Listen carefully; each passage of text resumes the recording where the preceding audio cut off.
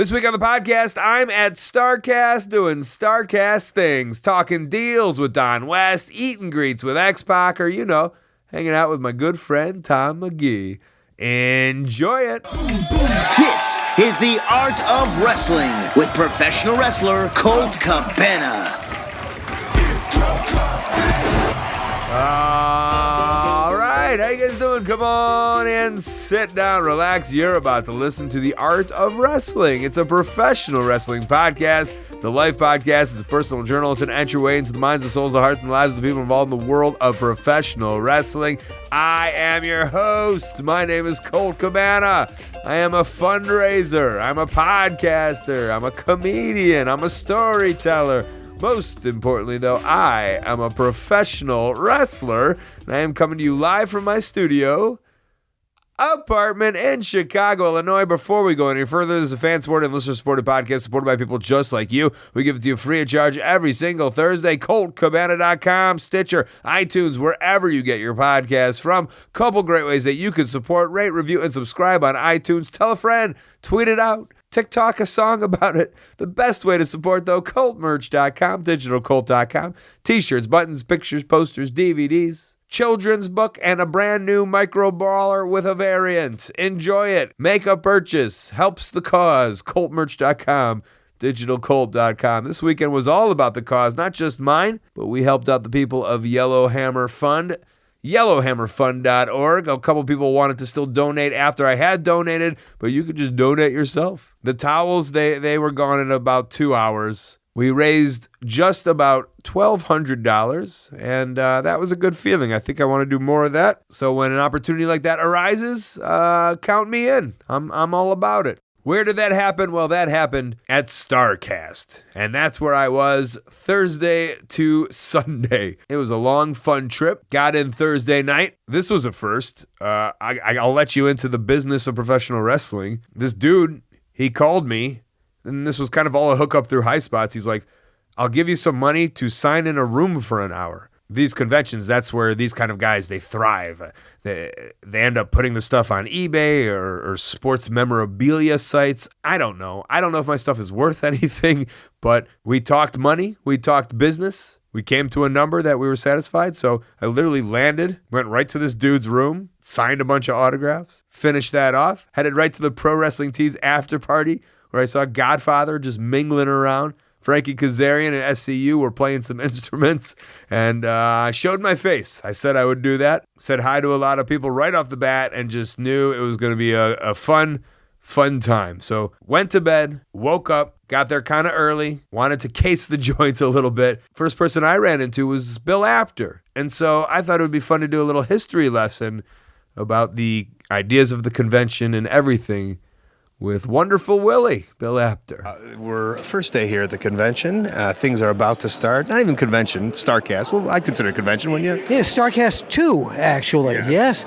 So it's Starrcast 1 was a convention too, right? This is the sequel. Yeah, it Electric is. Boogaloo. And yeah, that's it. We're going to dance to that? They can't see this, can they? Come down to Electric Boogaloo. All right. Bill, you've been a part of the wrestling industry for, is it 3,000 years? Well, I still have a bad back from getting out of covered wagons. Okay. So, no, Mr. Lincoln, didn't let me take poses of him in the dressing room. It was really, really bad. He deserved what he got. Yeah, he really... The original shooter. Do you know that he was Jewish? I didn't know that. Yeah, he was shot in the temple. Anyway, but, no. By the way, we're talking in fun here, so please don't take any offense. Look at you doing PR control already. Yes. So my question is all the years of covering it, for me, the convention thing has just in the past 10, 15 years, we've seen it kind of explode. But I'm assuming these things have kind of been going on forever, not at this level, but maybe you can talk about the different levels in which you've seen these kind of things. John Arrizzi, you know the name, John Arrizzi, and if you people don't, go Google his name. He and Vince Russo ran one of the first conventions I was ever at. And I'm very bad with dates, but that might have been in the 70s, in the late 70s or early 80s. And then Tommy Fierro started running conventions in New Jersey. But in the last maybe 10 years, as you were saying, the convention business has exploded. So you've seen something different then? Oh, definitely. I see people taking advantage of fans wanting to meet these people and taking advantage in a good way. And it's also giving the veteran wrestlers who are not getting a lot of bookings and some who can use the money in their pocket, it's giving them another chance at getting financially stable. I love how positive you look at this. Well, it's true, though. It's true. Except for that bum over there who doesn't deserve anything. Boo him. But your heart's in such a nice place that you say that you're like kind of always looking out and want to make sure that they're looked out. I've always been people who read me, and see me on YouTube and on my new Roku show. I always put a positive spin on everything. For example, like they say, WWE is losing millions of dollars, but they still have trillions of dollars, So I look at it, that way. So the early ones that you said, John Arizzi. Now, do you not know who he is? I do know. I've seen some of the stuff on YouTube, and I know. I don't want to say he has some of the original shoot interviews, he had some of the original radio shows. The radio show, right? Yes. The original podcaster. Yes, yeah, exactly. Wait a minute, back up. I was one of the original podcasters. In the mid-'60s, I bought time on WHBI 105.9 FM in New York, and I did a 5-minute drive time pro wrestling show called Inside Wrestling. The magazine for wrestling fans brings you the Inside Wrestling radio show. And it was a 5-minute show with wrestling interviews and commercials for the magazines I worked for. So your theory was, I'll buy this time, and I know I'm putting money into it, but that money's going to come back for the magazine? Well, if you really look at it... How are you making money on it? Okay, I wasn't looking to at the beginning. I wanted to get my name out there, that maybe this thing would become bigger. And buying time at that time for 5 minutes was $12, $13. So my father's chiropractor, whose name was Kimon Voyages in New York, and he was the chiropractor to Bruno Sammartino and several other legends on 34th Street in Manhattan. He paid me $14 a week to have a commercial on there, so I broke even. Perfect. Yeah, it didn't cost me anything. What a good Jewish businessman. Yes. So tell me about this convention. I want to know about the early convention. Like, what was it? Like, just a couple of, like, in my head, it's the movie The Wrestler, and they're just kind of sitting in a line? It is, but the Wrestler really didn't give a good picture of that, because that was like little nobodies here. What are we going to do? So picture The Wrestler with hundreds of fans there wanting to meet the legends, and me, at a lot of these, holding the microphone, interviewing the wrestlers at Q&As. And what size? Is it big size room, little size room? How many wrestlers? Thousands of wrestlers? It would be in a small wedding type of ballroom. Yeah. And then maybe 10, 15 wrestlers on the in general, and then it would grow to 25, 30. And people selling merch the way they do now? Yes. That was I still love happening. the word merch, by the way. Yes. Yeah. So memorabilia was being shifted then? Absolutely. Well said. Okay. Yeah.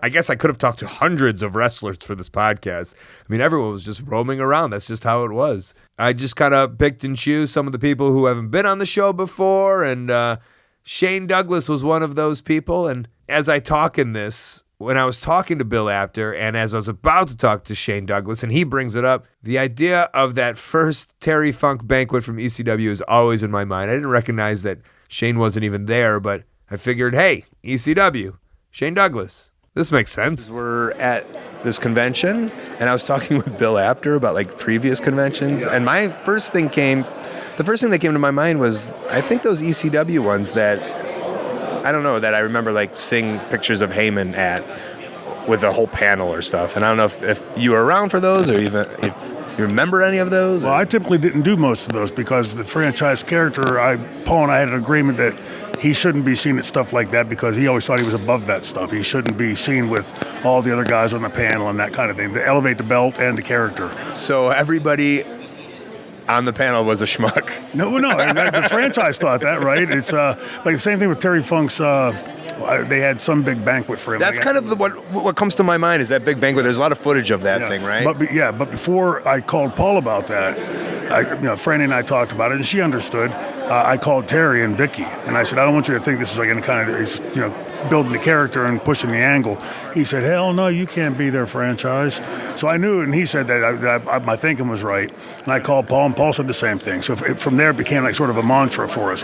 We missed all that stuff. It kept it easy for us. We were at the hotel room, relaxing, and everybody else is, working. So then there was the guys that were there at the convention or at the banquet.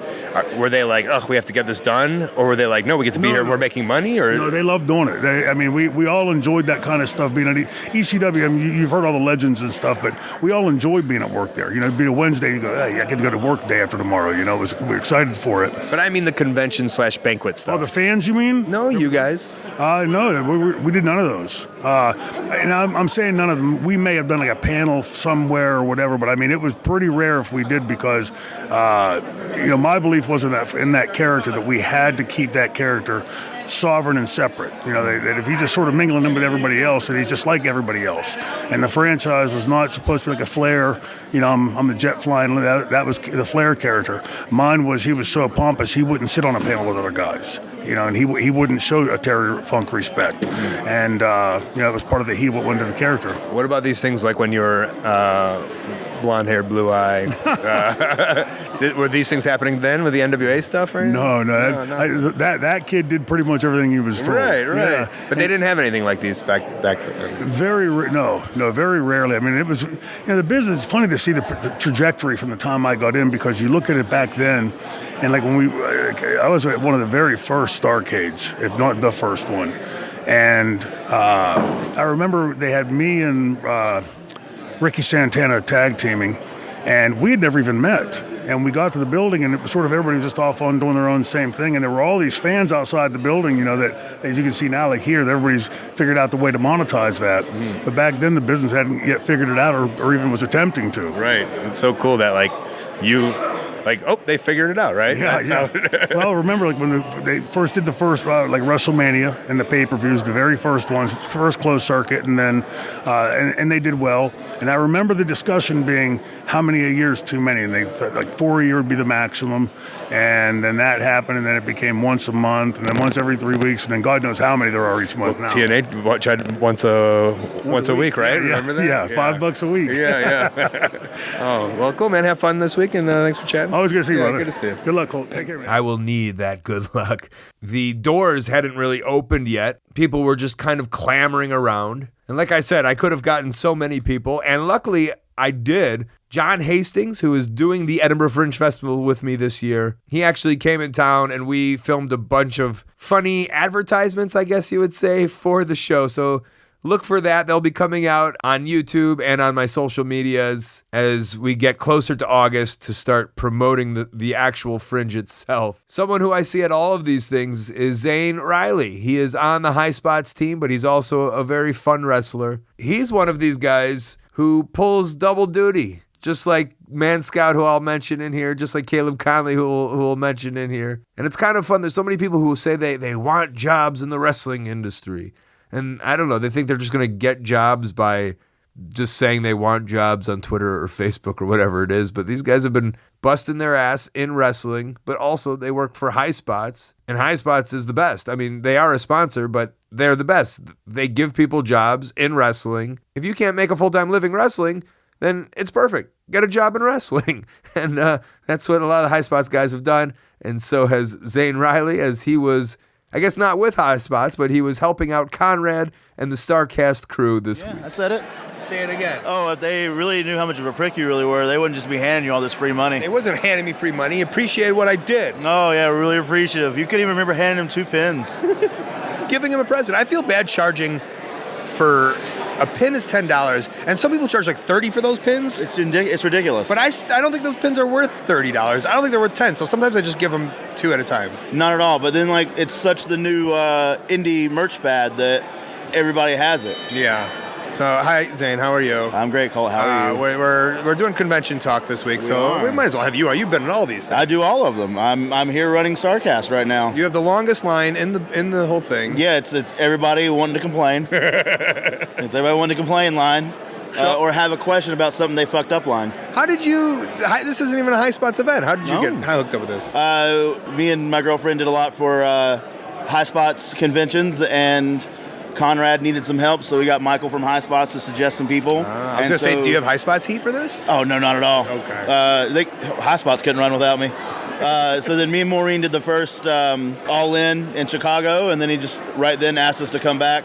Unfortunately, she's not able to be here because of NWA, but unbelievable. Yeah, but they got better. They got better. They got me. That's right. They got the man. You know, it's 2019. It's real ballsy to pick a guy, but they did. And you know, I've learned all this stuff from her and doing it all these years with Michael. So yeah, I mean, it's going smoothly as it can be on a first day. And then when do you get upset? When are you like? Because you're such a good wrestler. No. Well, okay, you're a wrestler. There we go. Thank you very much. I just got upset right then. When are you like, I'm sick of this running this. I want to fucking. When's my time coming? Usually every time like someone asks a question, I'm like, let me go take care of that, and then it's the entire walk to take care of it. So it's literally every 20 minutes. Okay. But because I'm sure Jake is also Man Scout is also salty also. Oh man, he's so salty for both of us that I can't really be that angry. And now Caleb Conley's becoming super bitter about things, so I'm having to be the one that's the nicer of the group. Okay. So how's this ran so far? This one specifically? This one, it was real rough at the start, just because of we used a lot more volunteers this year than normal. Which means free labor. Which means as soon as they decided they didn't want to do it anymore, there's nothing you could say about it. Like one of our girls was like leaving. I was like, "Hey, where are you going? Like we just got started." It's like, "Yeah, I think I'm done." Like, Cody wouldn't talk to me, so And they're like, one dude is like taking off his volunteer shirt to like get in the line real fast, and then when he wants to get in somewhere, he puts it on real fast. It's a smart move. So I would do the same thing. I already had to take his shirt from him. But you can appreciate that move. Yeah. Right? Oh yeah. The Carney in me is like just real mad that I couldn't figure out how to make it work on my end here, because I can already go everywhere. All right. Well, it's not just running these conventions. You're also wrestling. So when's the next wrestling? The next wrestling is I'm a big part of the FSCW. That's the cosplay wrestling. Yeah. What do you do? I do the character Roadhog from Overwatch. Yeah. Oh, I don't know. Oh, I thought it was from like Road Wild or Road. You mean? Oh shit! You're like Road Warrior? The movie? No, like, with Patrick Mad Swayze. Max. No. Oh, Roadhouse. Roadhouse. Oh, Roadhog. Oh, okay. So if you play video games, you know. I don't. Yeah, you don't. Do you look like a Roadhog? Actually, I had to buy the video game to figure out what the fuck I was supposed to do. So you're not as cool. No, nowhere near as cool. But yeah, so I do that. So I'll have that. Richmond, Virginia's next week. I'll be there for 4 days. Right after that is and I do part of the convention there. Then it's July is Raleigh, where we'll also be doing Queens of Combat that I run. And then right after that's Miami. And then you're wrestling for Queens of Combat? I do all the booking and the promoting, and I wrestle there every once in a while when all the girls cancel. And throw a bra on. Yeah, and they're like, all right. Well, I'm still trying to get Caleb to put the wig out from under the suicide mask and be suicida for me, but he's being a bitch about it. What a bitch. He's the worst. All right, thank you. Thank you, buddy. And High Spots was present there. They always are at all of these things. And like I said, High Spots does sponsor the podcast. They have since the very second episode. But there's also a great sponsor for this week. And they were actually sponsoring Starrcast. So their presence was all over Starrcast itself. Instead of the red carpet, there was the blue carpet. Instead of the green room, there was the blue room. And instead of playing blackjack, most of the wrestlers blue jacked. God, I'm good. I went there and I nailed it. The sponsor for Starrcast was Blue Chew, and my sponsor today is Blue Chew. It's the first chewable with the same FDA-approved active ingredients as Viagra and Cialis, so you know it works. You can take them day or night, and since they're chewable, they work up to twice as fast as a pill. Blue Chew will increase your performance in bed, but it isn't just for guys who can't perform. It's for anyone who wants that extra enhancement. Blue Chew is prescribed online and shipped straight to your door in a discreet package. That means there's no doctor visits, no waiting in the pharmacy, and that means no awkwardness. It's made in the U.S., and since it's prepared and ships direct, that means it's cheaper than a pharmacy. Go to BlueChew.com and let me get you your first shipment for free when you use the code COLT. Just pay $5 shipping. That's BLUECHEW.com. The promo code is COLT, and you can try it for free. So I was in the room the whole time, but I had to dip out a couple of times for different scenarios, and one of those was a eat and greet. I like the eat and greets, though. And I talked to Xpac a little bit about the weirdness of them, but I do like them. I do enjoy. I like schmoozing. I think when I'm thinking about the schmoozing, when I'm about to go to a schmoozing scenario, I'm a little in my head. But once I'm there and we're having fun and the conversation is flowing, I do like it. And luckily for me, Xpac was at my table. So it was a bunch of fans and myself and Xpac, and we all ate a horrible pasta dinner. But I hopefully it's not about the meal. It's about the experience. So, one of the experiences here is something that I'm doing. And I don't know. Well, you got a bunch of stuff going on. This is going to come out afterwards. But, yeah, I mean, you just invited me to get high and watch wrestling, which is one of the things, right? Well, that's Ron Funches and I. We did this show in L.A. a couple of years ago, and we ended up doing 2 of them. It's just... it's funny as fuck. And you do that tonight? People smoke pot beforehand, or they don't. If they don't like pot, they just come and have a good time. And then, everybody gets high and watch wrestling. I like it. And then today, you and the rest of the NWO did a thing, right? Yeah, we did a little meet and greet. Did everybody show up on time? Yeah, okay. Actually, yeah. Can't believe it. Yeah. I showed up on time, so. And then we just had breakfast where our tables were together. The amazing eat and greet experience. Not the best food selection today. No, and then this poor guy that's coming up right now had to get the brunt of my wrath. This is I don't eat carbs like that. And you look great, by the way. Thanks. Yeah. Thanks. I don't know if this is a fun experience for fans, but it's, I don't know, I get a little like not antisocial, but like anxiety too, like because we have to be on for an hour and make sure they're having a good time. Well, yeah. See, that's the thing is like we're sitting there and there's like an awkwardness sometimes, and no one knows what to say, and it's like you feel like, oh, are they getting their money's worth? Mm-hmm. Like, am I entertaining them? Right. As he dances, yeah. It's almost like a first date, isn't it? Yeah. with a bunch of wrestling fans. Oh fuck! Yeah. The first date of my girlfriend that I have now, that reminds me of that. Yeah. Is that right? Yeah. Did you sign a picture for her? No. Okay, well then it's different then. She wasn't into wrestling. Perfect. That's the best guy. She is now, though. Yeah. Oh, nice. Yeah. All right. Well, cool. Well, thanks for eating with me. And it's great to see you, man. Yeah, great to see you. I want to talk about other stuff too, if you want. We can't. Well, I know these are small, short sound bites. But we can take a break, and then we can talk more if we get some time. I just like having wrestling conversations with you. That's all. Yeah, I'm into it. All right. All right. I like that, Xpac. He came off great on the Tom Magee documentary. It's a spoiler for later in the episode. And he's just great in general. For the size of star and how long he's been doing it, he's always the coolest. And I think everyone will tell you that. At least all the wrestlers will tell you that. The other thing I had to do on Friday was the Art of Wrestling podcast. And it was recorded and it was filmed. And I will put it out at a later time. I had to take the place of... the Ric Flair roast, which I was looking forward to. Oh, I forgot to say, I also did some comedy Thursday night before I went to that party. And the comedians that were going to do the roast ended up doing stand-up, Dan St. Germain, Mike Lawrence, Ron Funches, and this man, Taylor Williamson. And this all ties in because, sadly, Marty DeRosa wasn't out this weekend. And usually I like to have like a fun little co-host. Someone who could chop it up with the jokes, and Taylor Williamson, he can do that. Second place on America's Got Talent. I've known him for 10 years. I think I sent him a message on MySpace just to date myself. So right after the podcast, I invited Taylor to come on this podcast. Dude, am I whispering? I don't know. Yeah, because Joey Janela's doing a promo over there. Dude, this is so weird. Like, I'm inside your podcast. I've listened to your podcast for like 7 years or something. And now you're on it. I'm inside. All these people listening, they're like, I want to be inside the podcast. I'm inside it. You're inside it. And we're going to talk about how we just did a podcast. Dude, this is really super special for me, for real. So you want to tell everyone as part of this convention and Starrcast what we just did? We just did. You're like talking to me like I'm a little loser. I'm talking, but actually I'm talking to the crowd as a loser, the fans. I'm sorry. I'm really bathing it down for them. Oh, what did you do? You got to be on stage with other people?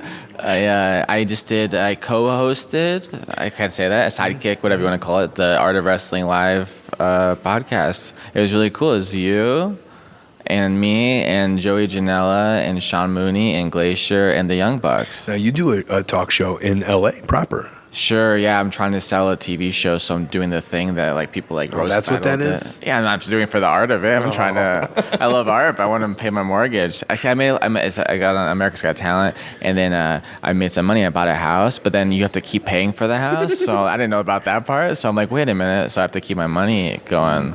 So I decided. Well, you're a host. Well, I mean, and now I'm officially a host. I got to be on the Art of Wrestling. Well, I want to know how I did compared to your hosting abilities. Oh, as a professional host, I Yes, see where you're going yes. with this. I thought you were going to get to, I'm going to pay you to be on this. Absolutely not. Oh, this is- I will not buy your show either.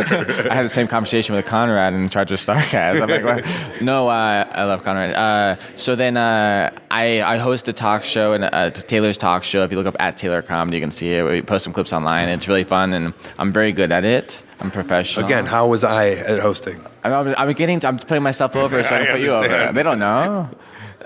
You were wonderful. Okay, You were thanks. charming. You did a thing that was just so polite that I wish other people did, but then you did it at the one wrong place. Where like, no, you're great though. But like, you can tell I wanted to say something, and then like you stopped and you're like, Taylor, what do you want to say? And I was like, oh no, I don't have anything good to say. Oh, because you were ready to say something. Yeah, but I had nothing good to say. Oh. So and then you just went to being like, how you said to the crowd, how great am I?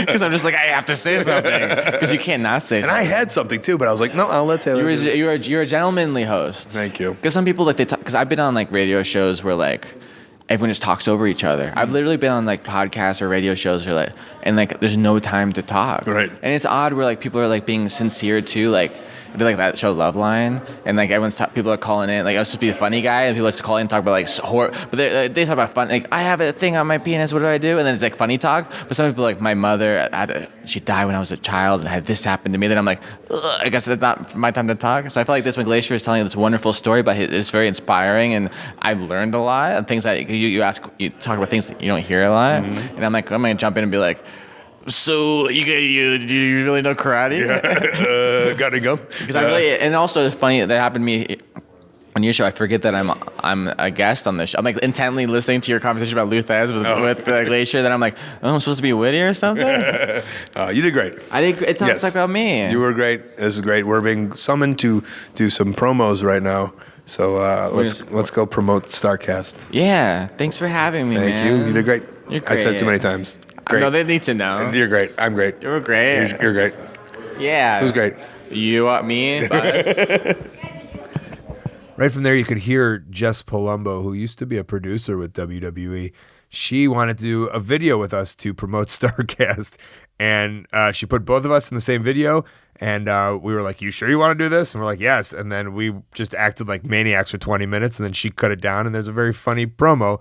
You can find it on the Starrcast Twitter account if you'd like to check that out. The next 2 days, Saturday and Sunday, for the most part, were just a celebration of the convention.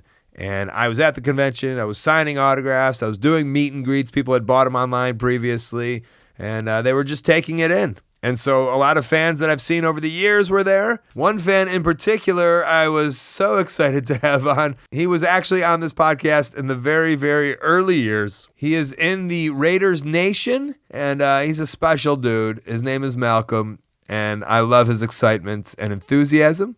And so I thought I'd say hi to him. You want to talk on the podcast? Sure. Do you remember me? Scotty Goldman. What's my name? What's my name now? Or Colt Cabana. Colt Cabana. I thought you told me to call you Scotty Goldman. I'm sorry. No, Vince McMahon told you to call me Scott. Oh, I'm sorry. It's been a long time. I forgot. So you were on my podcast about 9 years ago. It was Wrestle Reunion, 2010 of January. Can I take this backpack off? You could do whatever you want. Okay. This is only audio. Okay. Oh. When we last talked, you were the biggest fan of Bailey. Oh, I love Bailey. I have a jacket made by her. You want to see it? You were supporting her on the Indies. Davina! Davina! Davina!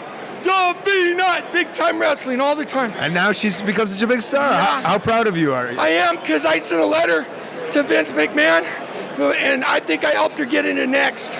Is that what you think? Yeah. Does she still talk to you?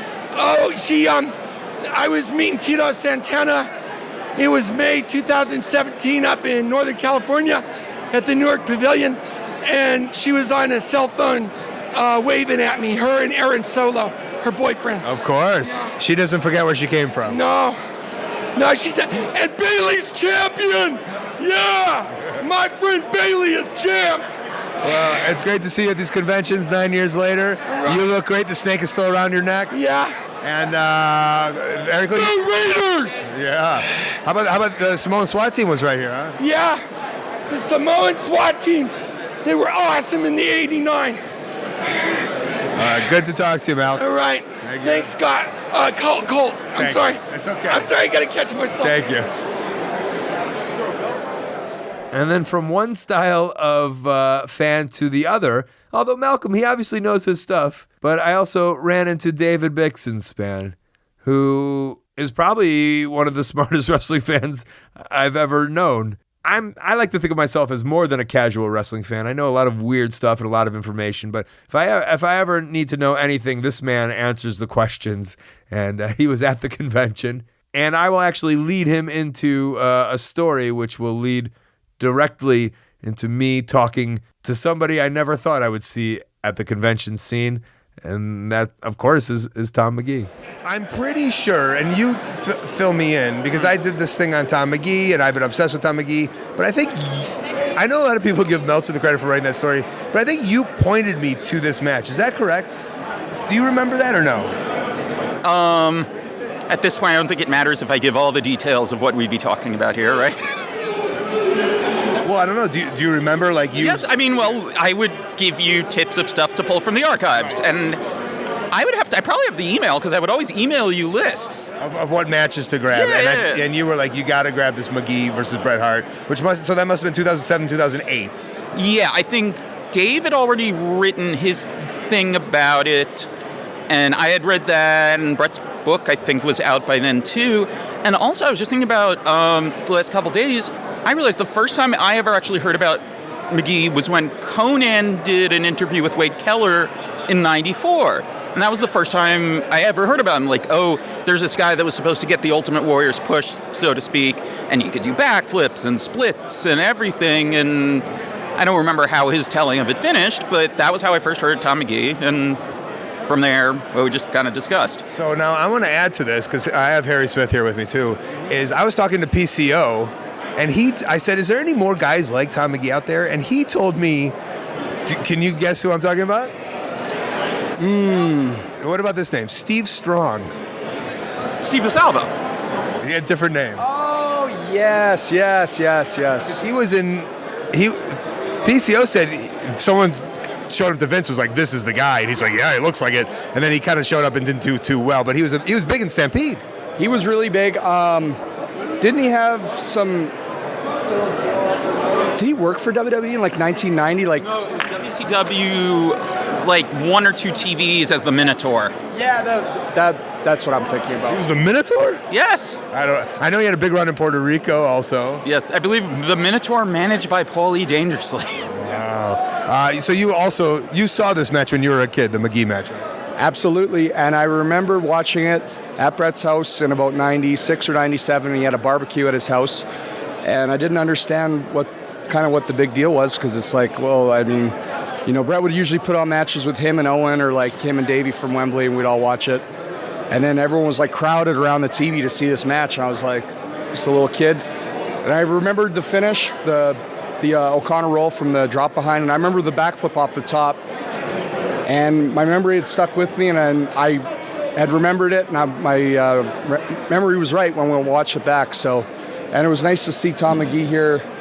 I remember running into him in Gold's Gym in LA when my dad we went down there for a trip at the end of August of 97. I was too young to remember him when he was working for Stampede, but have a couple of his matches from there. And I love that you showed up on that documentary wearing this outfit that you're wearing right now. Absolutely. And my Bret Hart impersonation, I've been getting lots of good compliments on that. So, you want to get some more? Match with Tom Magee was something special. And unfortunately, the tape got stolen by a lady. That's something he would say, right? Not something I'm saying. No, he literally said it during the panel. I know.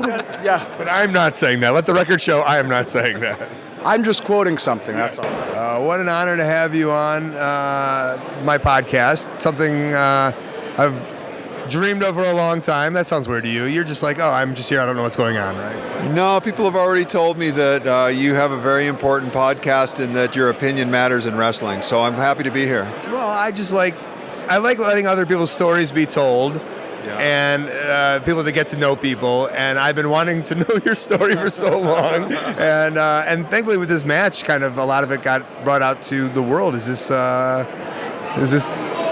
Are you taken back by a lot of this? I am taken back by it. I'm not someone who tends to reminisce and look back a lot, but after being here and listening to Brett talk about the match and talk about his career in general, and then seeing all of the people I remember from the past, and just it's making me think a lot about what the experience was and what happened, and just the implications of all of it. It's simple in a way, a simple story, but in another way, it's a very nuanced and deep story too. And have you, like, when you first found out that this was a thing, was that the first time you thought about that match in a long time?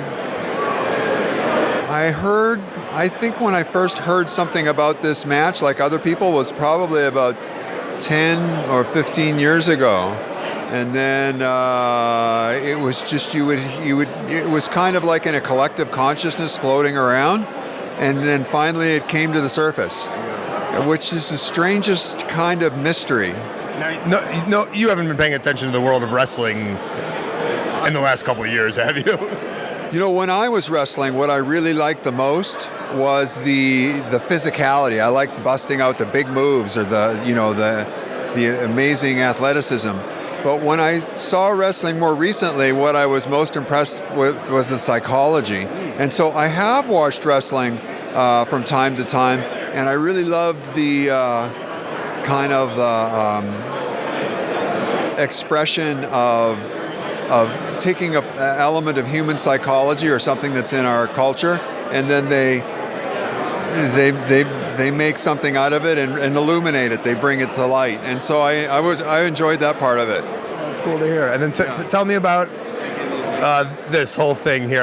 We're standing in a convention room with wrestlers and merchandise all over the place. Did you know that this was a thing, that this happened? What were your what'd you take away from all this? First of all, I see a lot of the stars of wrestling, former stars, and people who really made a big impact in wrestling. So that's kind of like, wow, it's amazing to see them. It's also interesting to see how people are doing with decades behind them, how they seem to be doing. And then the fans are just so warm and welcoming and quite interesting themselves. Because they're kind of exceptional people in their own way. And always in many different ways. So it's fun to see them. And it's pro wrestling, so there's a lot of spectacle. Yeah. But then it's certainly not boring. There's lots of exciting stuff. But then there's also a lot of really nice kind of vibe, and it feels good. Well, it's a pleasure to meet you. I'm so happy I got to see the match, and I'm so happy that wrestling fans have taken to you. And like you said, I'd imagine they've been warm and kind and want to get your autograph, and that must be a nice feeling. It's a great feeling, yeah. Cool, man. Pleasure to meet you. It's not one I experience so much in my regular life these days. So, yeah, it must be amazing. It's different. It's amazing. Awesome. The pleasure's all mine. Thank you, Tom. And as the convention winds down on a Sunday, everyone is trying to make deals. Nobody wants to take anything home. And outside of the convention, in this own little space, is the man himself, wheeling and dealing, Donnie West. What's happening, buddy? Oh, it's so great to hear your voice. Man, thank you, man. I don't ever want to look at you. I just want to hear your voice. That's all I want to do. My wife says the same thing. Well, I guess we're closing out this convention, and we're talking about the convention on here. Just this is on the podcast. We're documenting the convention, and there is no convention without you. Well, you are very kind. We've been wheeling and dealing, and it's like riding. You never forget how to ride the bicycle. I guess I didn't know if I still had it in me, but I'm feeling. I think I'm ready to come back. So what's the moves here? You don't have any prices on anything? Is this just how you work? As far as we just freewheeling right now. We're just freewheeling. It's the end of the convention, right? At the end of the convention, it's kind of like this: pick out what you want and let's make a deal. Let's make a deal.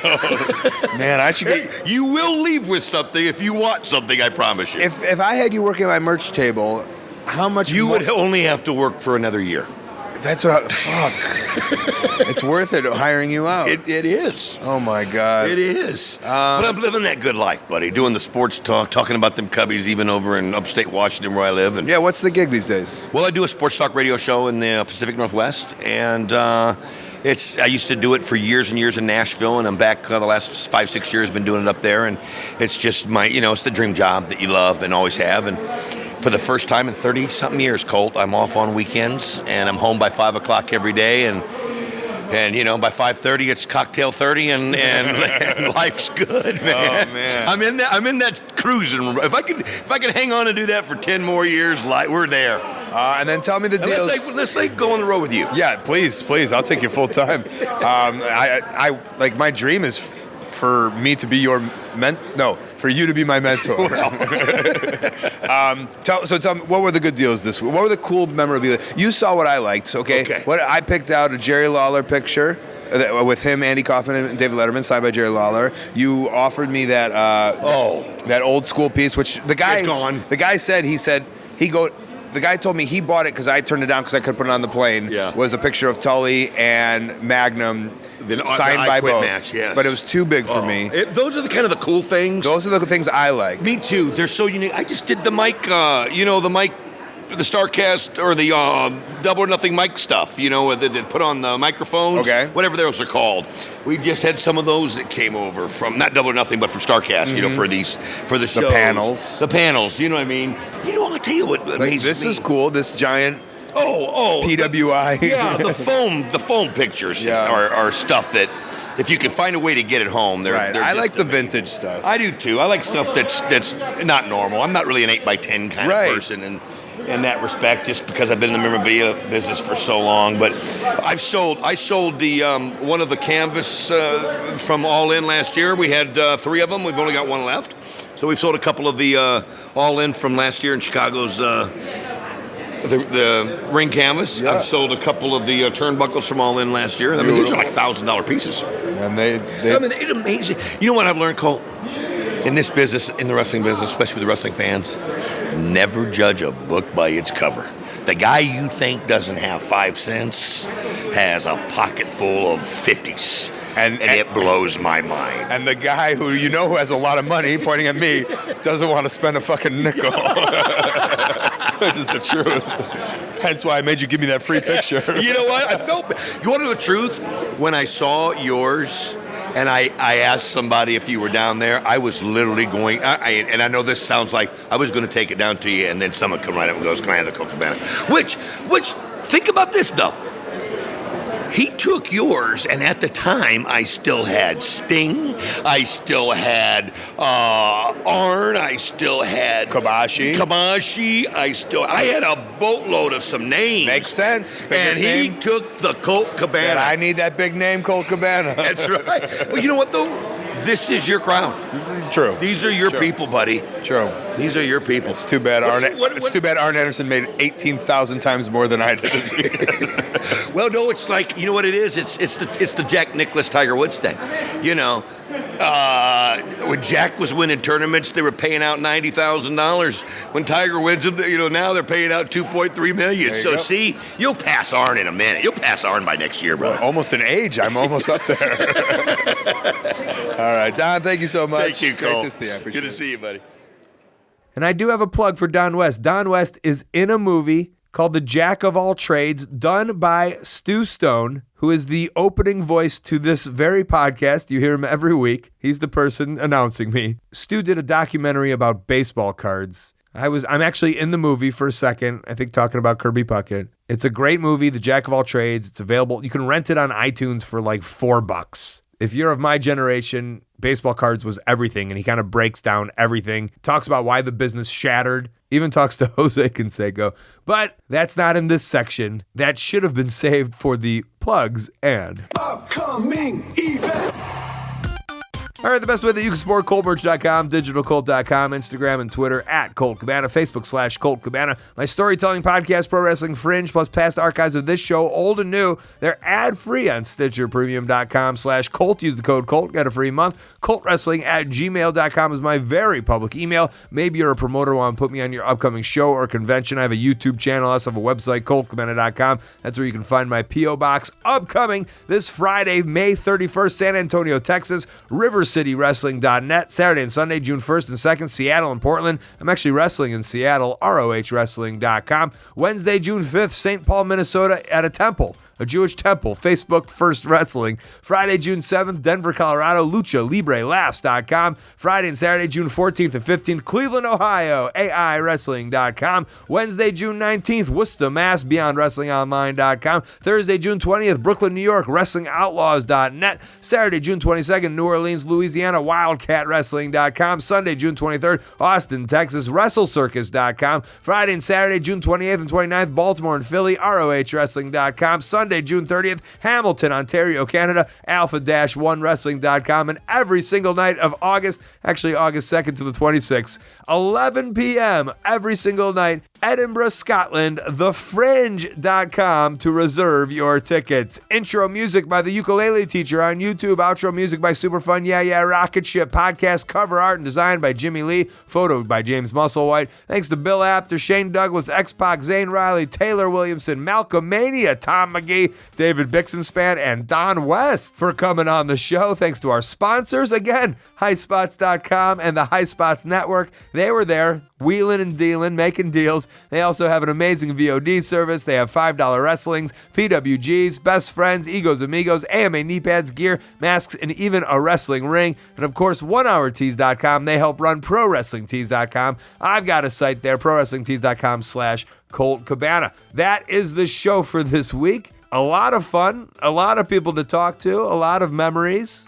A lot of money raised for the Yellowhammer Fund. Till we do it again next week, this has been The Art of Wrestling for Colt Cabana.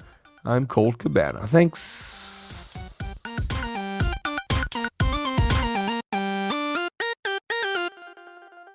I am hosting the karaoke because I was such a big hit in Chicago, allegedly, doing my Barry Manilow stuff. I'm coming back, and this time I'm hosting it. You want to hear a little preview Barry Manilow rap? Of course I do.